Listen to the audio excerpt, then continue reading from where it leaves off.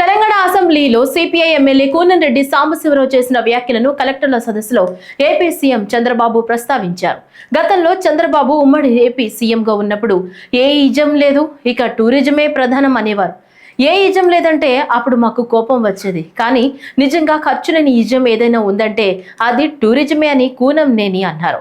చంద్రబాబు నాడు చెప్పిన మాటే నిజమంటూ ఆయన అభిప్రాయపడ్డారు.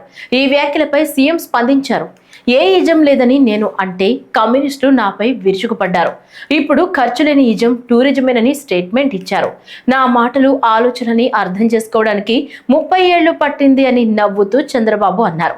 అయితే ఇప్పుడంతా సమయం లేదని త్వరగా ప్రాజెక్టులు పూర్తి చేసి ప్రజల జీవితాల్లో మార్పులు తేవాలని సీఎం పేర్కొన్నారు.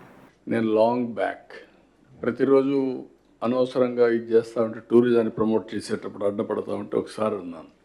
కమ్యూనిజం లేదు, క్యాపిటలిజం లేదు, సోషలిజం లేదు, all isms are over, only tourism will prosper in future, కట్ అందరూ ఫాలో కమ్మని చెప్పాను. అప్పుడు నా మీద కమ్యూనిస్టు విరుచుకుపడ్డారు. కమ్యూనిజం లేదంటారు మీరు, ఇట్ ఈస్ ఎ రియాలిటీ, చాలా దేశాల్లో ఉందంటే కాదు, ఇంకంతా కూడా మెటీరియలిస్టిక్ హ్యాపీనెస్ వస్తుంది తప్ప సంపద పేదరిక నిర్మూలన ఇవి వస్తాయని చెప్పాను. నిన్న తెలంగాణ అసెంబ్లీలో వెరీ ఇంట్రెస్టింగ్, సిపిఐ సభ్యుడు కూనంనేని ఎమ్మెల్యే అతను రైజ్ చేసి నాడు చంద్రబాబు అంటే కోపం వచ్చేది, నిజంగా ఖర్చు లేని నిజం టూరిజమే అని ఆయన స్టేట్మెంట్ ఇచ్చే పరిస్థితికి వచ్చాడు.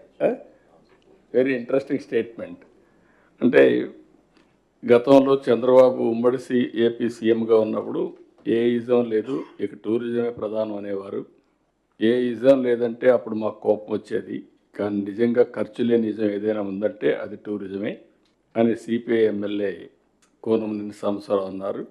బడ్జెట్ పద్ధతులపై మంగళవారం తెలంగాణ శాసనసభలో జరిగిన చర్చలో ఆయన మాట్లాడారు.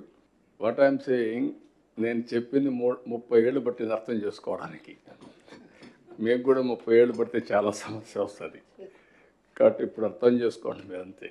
ఈరోజు చెప్పేదంతా కూడా ప్రాక్టికల్గా ఒక ఐడియా వచ్చిన తర్వాత దాన్ని అమలు చేయడం రియల్ టైంలో చేస్తే ఫలితాలు ఉంటాయి. ఇట్ ఈస్ పాసిబుల్, అది ఎంఫసైజ్ చేయడానికి చెప్తున్నా. I have seen everything. Now we are having 5 zones. Visakhapatnam 6 జిల్లాలు ఉన్నాయి విశాఖపట్నం జోన్లో.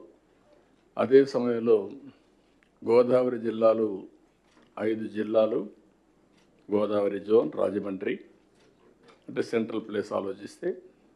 అదే సమయంలో గుంటూరు కృష్ణా 5 జిల్లాలు.